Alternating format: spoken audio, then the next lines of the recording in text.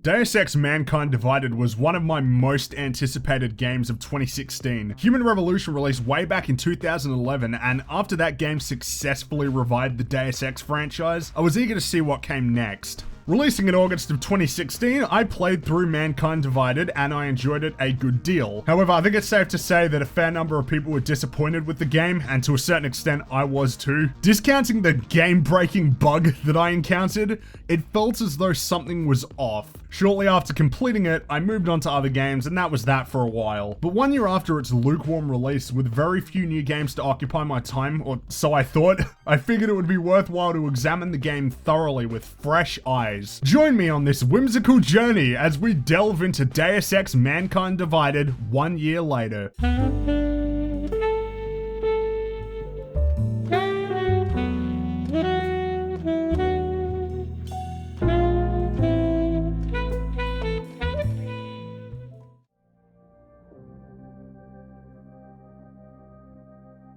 I'm about to waffle on for a few minutes. You know me, always talking bollocks. When critiquing a game, I try to look at it objectively as its own entity, separating my personal biases to fairly assess its quality. Obviously, this isn't a completely attainable goal, and I think I'd be remiss not to disclose opinions I had regarding this game prior to revisiting it for this episode. I really like the Deus Ex series. Human Revolution was a fantastic game, and while I haven't completed the original Deus Ex, and that's still something I intend to do, I respect it and Ion Storm a great deal. It was a landmark title in PC gaming history, and its influence can still be seen 17 years removed from its release. I don't have much to say about Invisible War because I haven't played it. Deus Ex is a series that needs to exist in the modern AAA gaming landscape. I don't think I need to explain why a series defined by its facilitation of player choice should be welcome nowadays. Unfortunately, Deus Ex Mankind Divided didn't sell well. The cause was almost certainly bad press. The augmented pre-order scheme was beyond scummy, and even though they walked it back, the damage was done. One-time microtransactions didn't help either. As a consequence of poor sales, the Deus Ex series has been placed on hiatus. Eidos Montreal, alongside Crystal Dynamics as part of Square Enix's multi-game partnership with Marvel, are going to be working on some kind of Avengers video game. I like Marvel, and given the talent behind it, this project will probably result in the release of some damn fun games, but is that a good enough trade-off for the indefinite hiatus of the Deus Ex series? Seeing as August is usually a very barren period for video game releases, I decided to re-examine Mankind Divided to draw some attention to a game that I thoroughly enjoyed when I first played it last year. I wouldn't exactly be doing my due diligence if I didn't analyze the game in a fair and rigorous manner though, and that's exactly what I intend to do. By the way, I'm not going to be covering any of the DLC in this critique, just the base game. Alright, enough yammering, let's get started.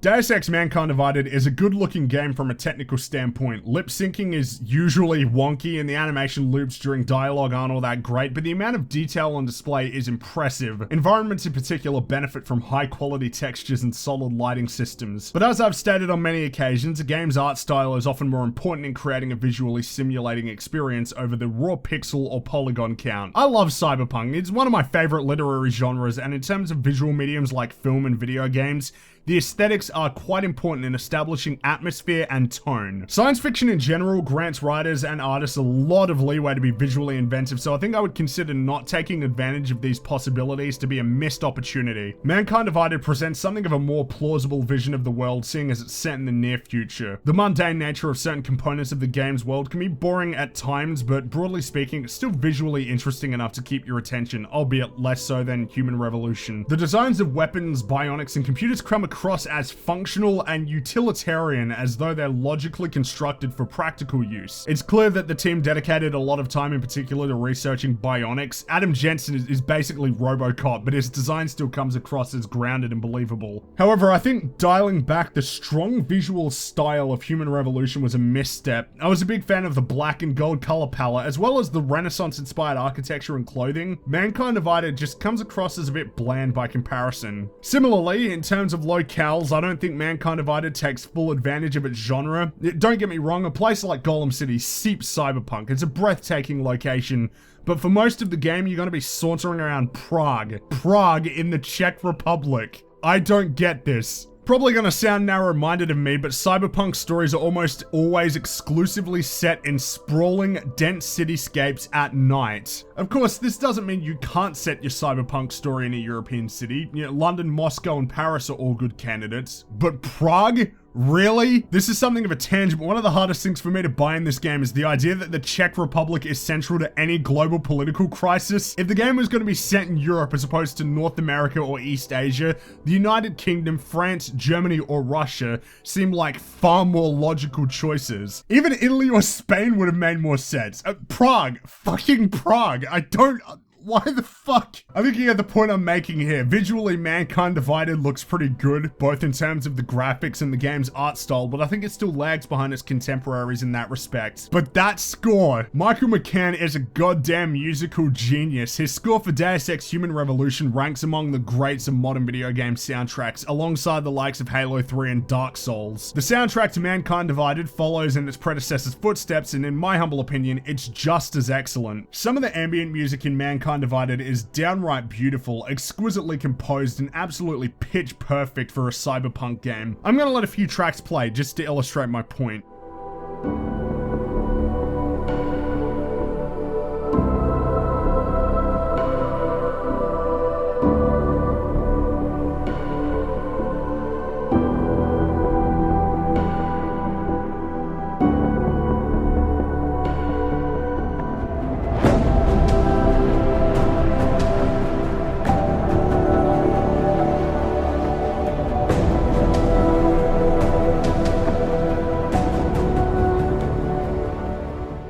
While the visuals and music enhance the sensory experience, it would be somewhat wasted on a story that wasn't enthralling, so let's talk about that. Consider this your final warning with regards to spoilers. Being the aspiring writer that I am, I will be talking about several major plot points painstakingly.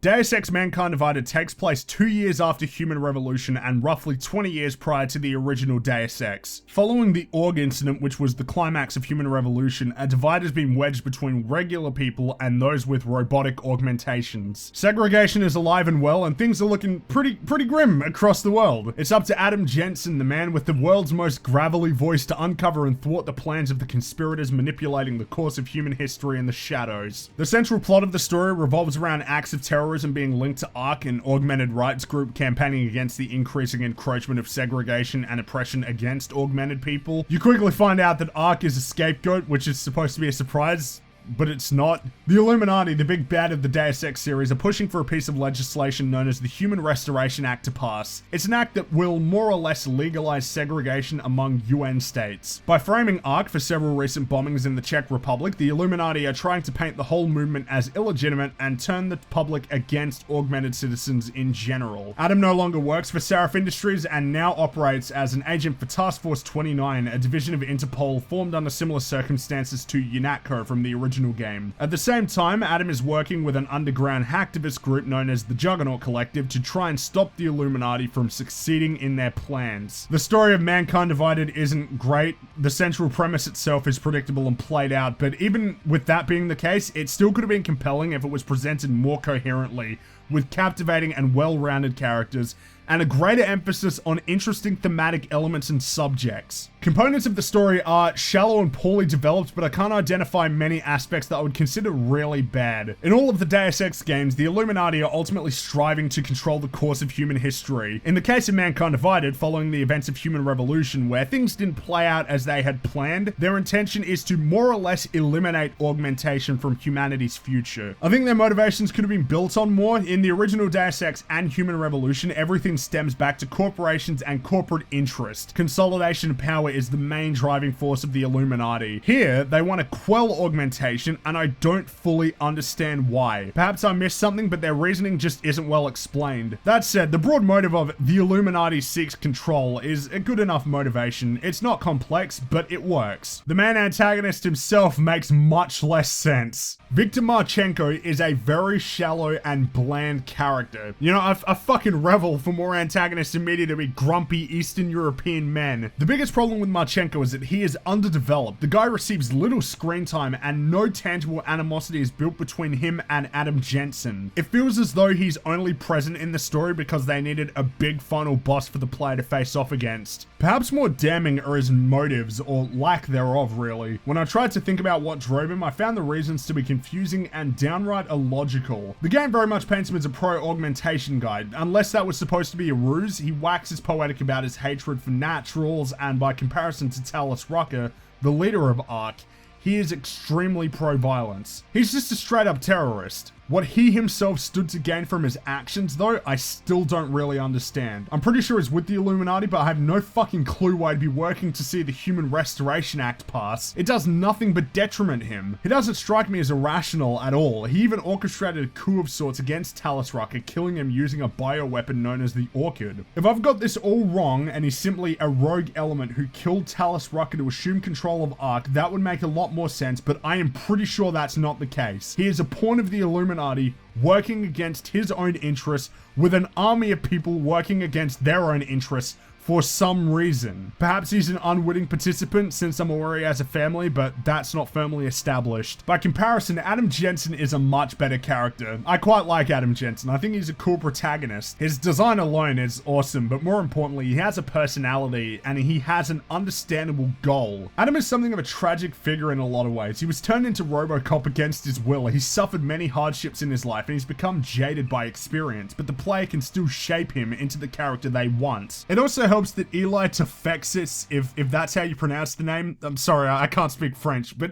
he's a great voice actor. He has an extremely distinct voice and lends a lot of nuances to his performance. He makes Adam Jensen in the same way that Kiefer Sutherland makes Jack Bauer. Speaking of good characters, I find the real Eliza Cassan to be thoroughly fascinating. She's a highly prominent newsreader at Picus, but in Human Revolution you find out that she's actually an artificial intelligence under the control of the Illuminati. One of the more memorable side missions of the game sees you restoring the real Eliza from Human Revolution, who was developed into her own persona instead of just being a subservient AI. Extremely underutilized potential in my opinion. The rest of the major characters don't fare as well. There's Jim Miller, who is a red herring, and that's about it. From the start, the game really wants you to think he's with the Illuminati, but he's obviously not. I've seen too many stories to be tricked that easy. Alex Vega is Adam's handler from the Juggernaut Collective. She's fine. I think the actress did a good job, but there isn't a whole lot to her character. Janus is the leader of the Juggernaut Collective, but he barely crops up. He struck me as somewhat interesting, but you only speak to him once and for about 3 minutes. Mankind Divided sets up that you'll meet him in the next game, but that's probably not happening now. Delara Ozine is TF-29 psychologist, and she's quite boring. You later find out that she's the Illuminati mole inside the task force, which the game didn't do a great job of concealing. She has a way more prominent role than our character would otherwise demand. Chicane, TF-29's pilot, is pretty cool, but he's more of a side character. That about does it for the major characters in the story. I'm not considering Bob Page or Manderley or any of the other Illuminati members because you barely see them. I struggled to come up with much to say about these characters because there simply isn't too much to them, and that's the problem. The characters of Human Revolution were far more vivid. David Sarif was one of the best parts of Human Revolution, and while he shows up here with a different voice actor, mind you,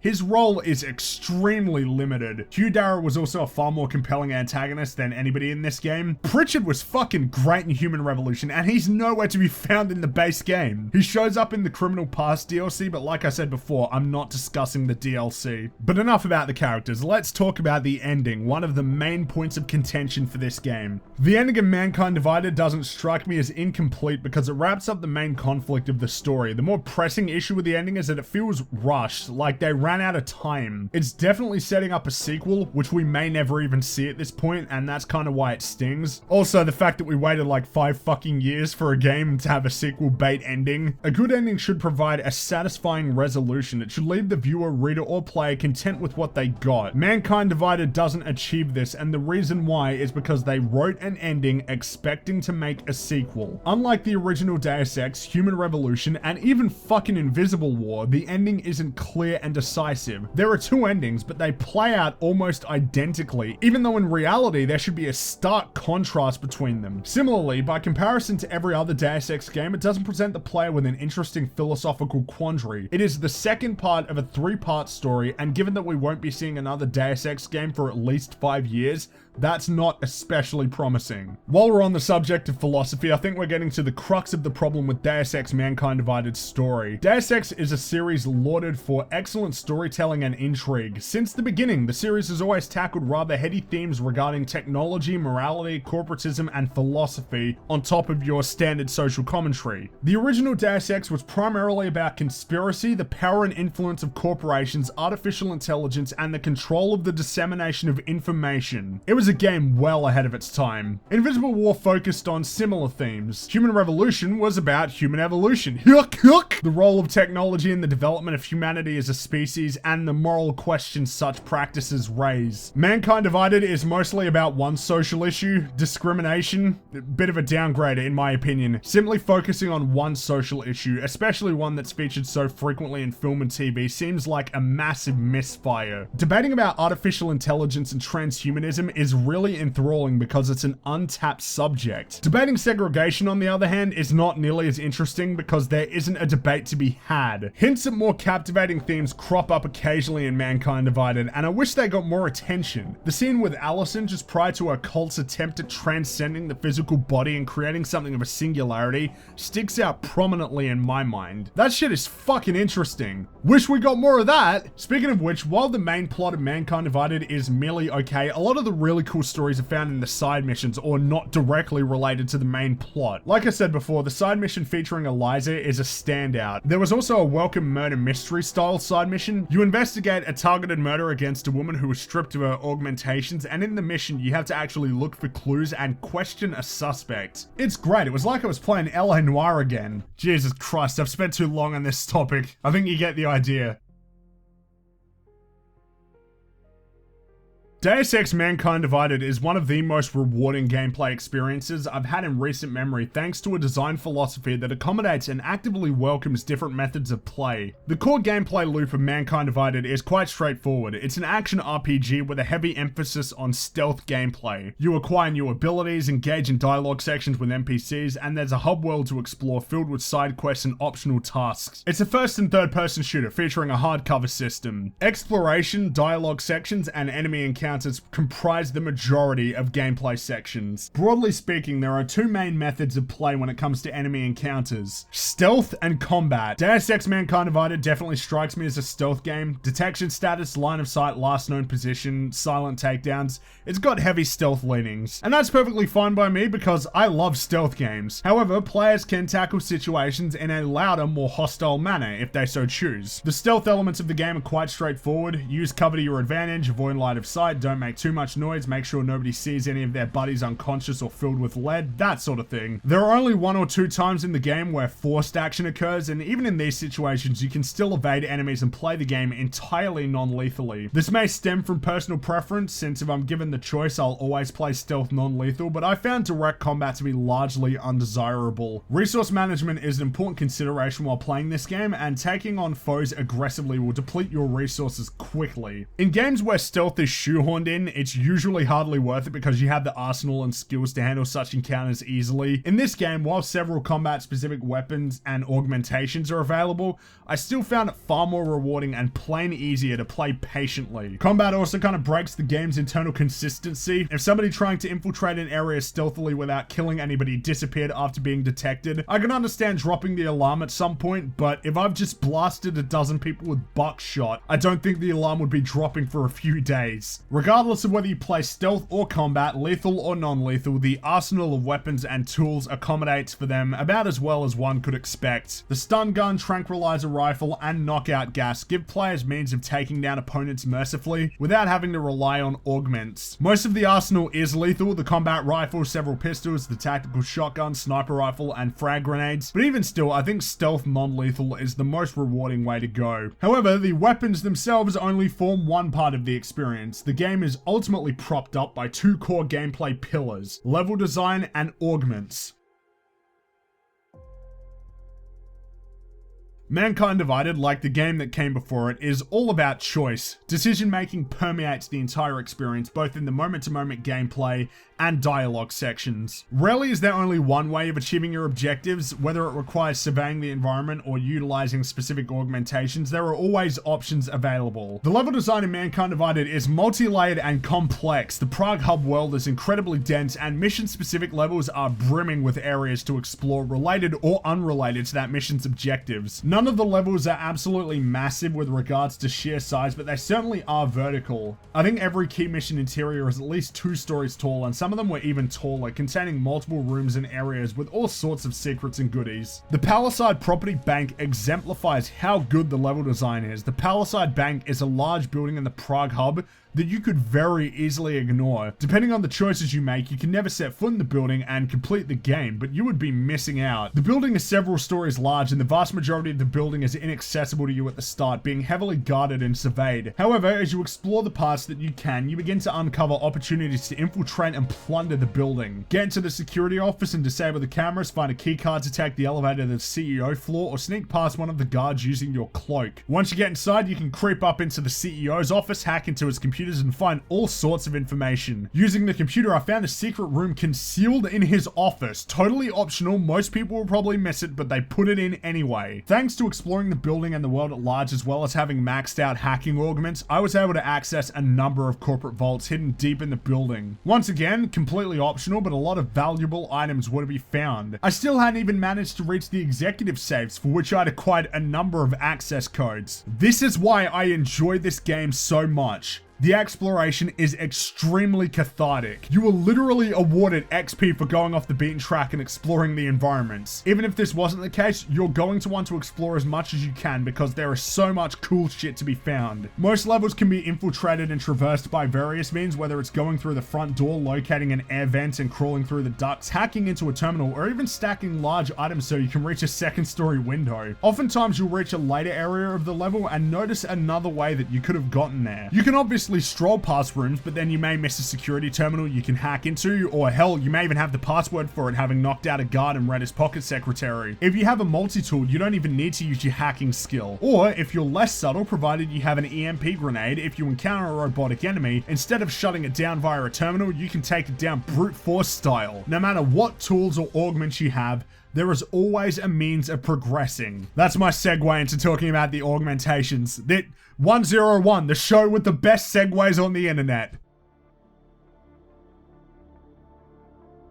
The augment system serves as one of the main RPG components of Deus Ex. Being RoboCop, Adam Jensen is able to acquire a number of abilities and skills tethered to his augments, which you progressively unlock and upgrade over the course of the game, building your character in the direction that you want. As you acquire XP, you'll gain praxis points, which you can use to acquire new augments or upgrade existing augments. Most augments can be upgraded further once acquired, either reducing the amount of energy consumed or unlocking completely new secondary functions. Activating a new augment costs 2 points, whereas upgrading an existing skill costs only 1 point. This in itself presents a choice to the player. You'll have to consider whether you want to fully invest in a handful of augmentations or possess a weak array of several augmentations. The game's newly introduced experimental augments are part of a separate category of sorts, where activating one of them will cause Adam's system to become unstable. To restabilize his systems, you'll have to permanently shut down another experimental augment. Depending on whether you complete certain side objectives, by the late game you can override this system, but at the start you have to really pick and choose the augments you want to have. Unlike some RPGs where the skill tree is clinical as fuck, every augmentation in Mankind Divided, much like the previous games, is extremely distinct. Augments run the gambit from cloaking to increased hacking skill, from expanded inventory space to the Icarus landing system, breathing implants to increase strength and durability. There are a lot of augments to choose from, and even after playing this game 3 times, twice for this review, I never acquired enough praxis points to unlock all of them, and I completed every side mission. Augmentations that require manual activation consume energy. Adam has a certain energy capacity, and every time you use an ability, your maximum power depletes and can only be restored by using a biocell. Players can liberally use their augmentations, keeping in mind that eventually they'll be running on a minuscule charge, or they can decide to handle situations without using augmentations, saving their biocells for later situations, but making the current situation more challenging. Such a simple design choice leads to a major change to the core gameplay. The system isn't perfect. perfect. It's not completely balanced. Certain augmentations are so ridiculously advantageous to have that to play without them would be to deliberately gimp your character. For example, maxing out or at the very least buffing your hacking skill grants you access to a large amount of the game's content. Once you reach level 5, there's nothing you can't hack into.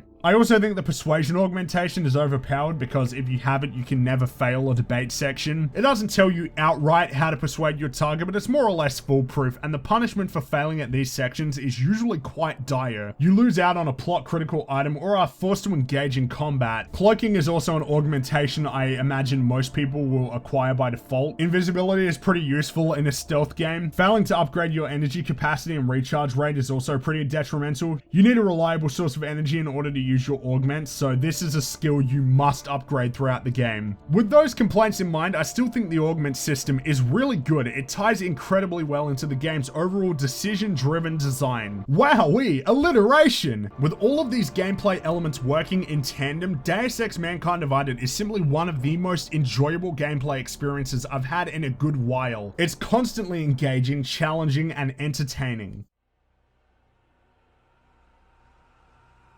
Deus Ex has always been an RPG, and as an RPG, I think there was a reasonable expectation that Mankind Divided should offer a sizable amount of content. Mankind Divided is not a big game, not by any stretch of the imagination. By comparison to an RPG like The Witcher 3, it pales in comparison. Even when compared to Human Revolution, it doesn't hold up well, and I doubt I was alone in thinking, this can't be the final fucking mission, as I reached the final boss. My first playthrough for this review took roughly 18 hours, and I certainly was not rushing. I completed every side mission and even explored areas that I didn't need to. What I'm saying is that 18 to 20 hours is about as long a playthrough as you should expect, and that's not necessarily short, especially when so many games contain 5-hour campaigns, but I was expecting more than that. Speaking of which, I thought we would get more than one hub area. Human Revolution had 2 and also featured more mission-specific levels. This game is definitely shorter than Human Revolution. It's actually a smaller game in general, which I can't say is a good thing. However, like I said, there's a lot of replay value to be found in Mankind Divided. For the review, I played through the game twice and found both playthroughs to be entertaining. Seeing situations play out differently and tackling levels in a different manner is the real draw here. A lot of the choices you make will directly impact the scenario facing you, but some of the side effects are completely unknown. You're missing out if you don't replay this game at least once. Much of the game's qualities really shine when you play through it for a second time and explore the different ways in which you can handle the situations facing you. In terms of gameplay variety, this game is quite broad, even though the game itself is not as expansive as I was expecting prior to release. Deus Ex Mankind Divided fell victim to bad press prior to release, overshadowed by a ridiculous pre-order scheme as well as thoroughly unnecessary and unwelcome microtransactions. Many people dismissed this game before it even had a chance, and I placed the blame for that squarely on the shoulders of Square Enix. That was a pun, by the way. However, putting to one side these legitimate grievances, which I also share, completely overlooking or writing off this game would be to deprive yourself of a thoroughly rewarding gameplay experience. Deus Ex Mankind Divided is a great game. I don't think I can call it an amazing game. It's not well-rounded enough as a complete package to be labeled as such, but purely from a gameplay perspective, it's quite excellent. The sheer breadth of gameplay possibilities is staggering, and its mechanics are well-refined and intelligent. It's a game that encourages and rewards exploration. It incentivizes methodical problem solving. It gives you the tools to play how you want. It's a game you learn to appreciate the more that you play it. Is Mankind Divided better than Human Revolution?